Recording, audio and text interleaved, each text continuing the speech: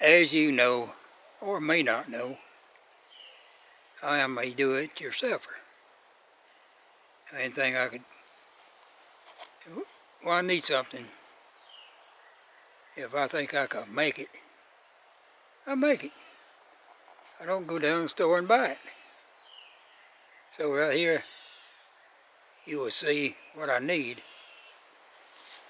is I have these pineapple plants. And there's a big one here. And as you can see, there's a pineapple on there. And it's over, I'd say it's a good half as big as it's going to get. And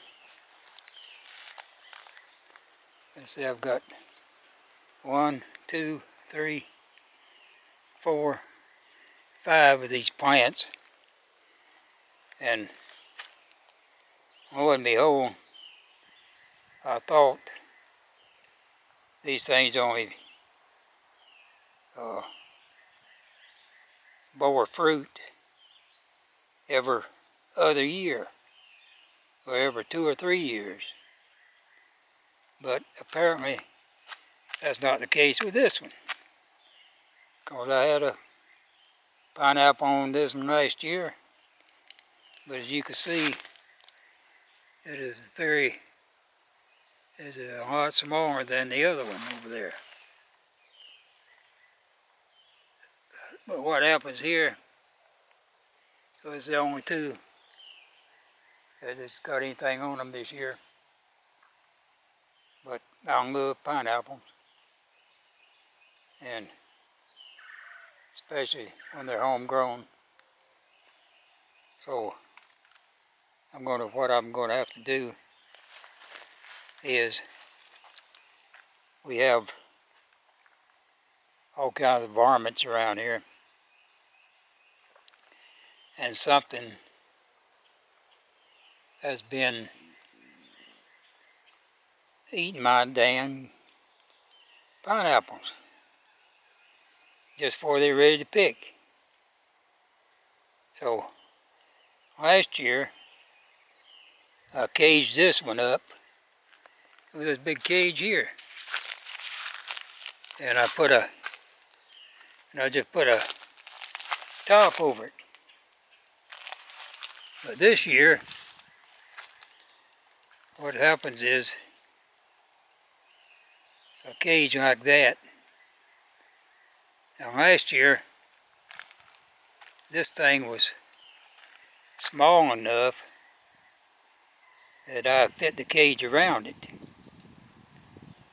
But this year, both of them is way too big for that cage. So, and I'm afraid that if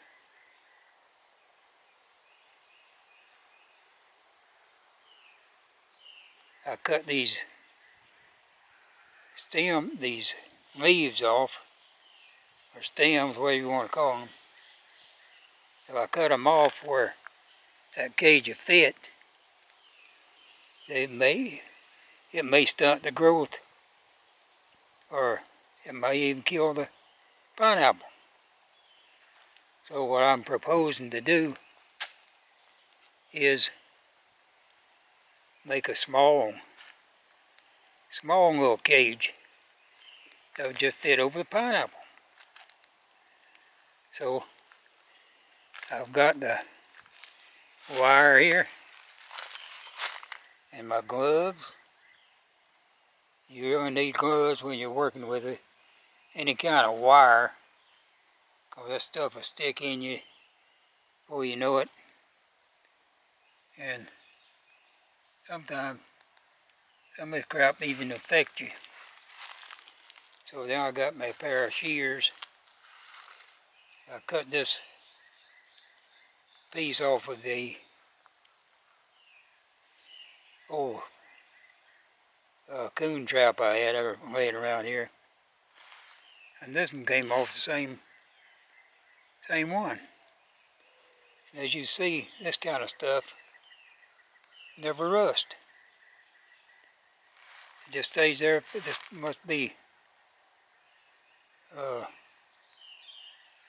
15, 20 years old.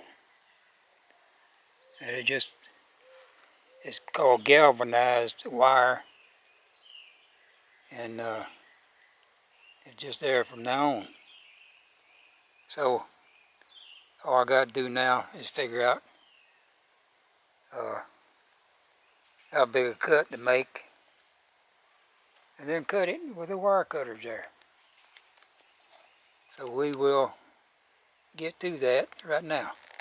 So after I was talking to you a while ago, I got thinking, I may be able to make this easier on myself.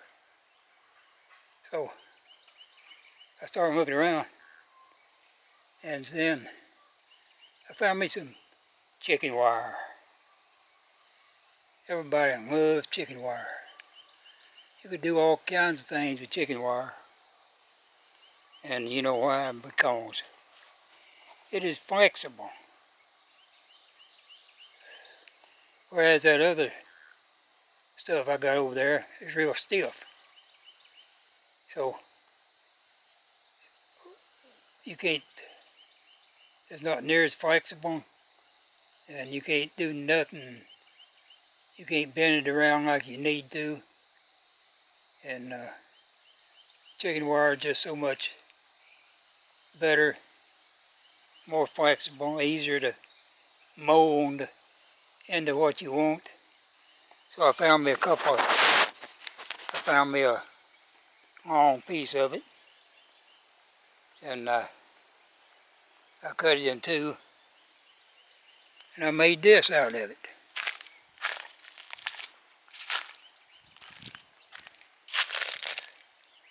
And it's perfect. Sits right down over the pineapple. No animals could get in there to it, and it will be great. So that's all you need to do. Just figure out these things. Set your mind to it. Think about it. You come up with all kinds of things. So good luck in your do-it-yourself improvements. If you take early morning walks every morning through tall grass, like I do, you will want to have 4 pairs of waterproof shoes or boots, because of the fact that if you wear the same shoes every day, there's a good chance you will get toe fungus. And even a better chance if you wear regular shoes, walking shoes that aren't waterproof, and especially in a hot climate like Florida.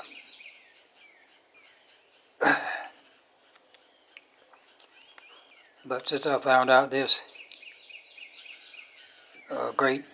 just figured out this great secret, I have no more toe fungus, because I change shoes every day and socks, and you should too.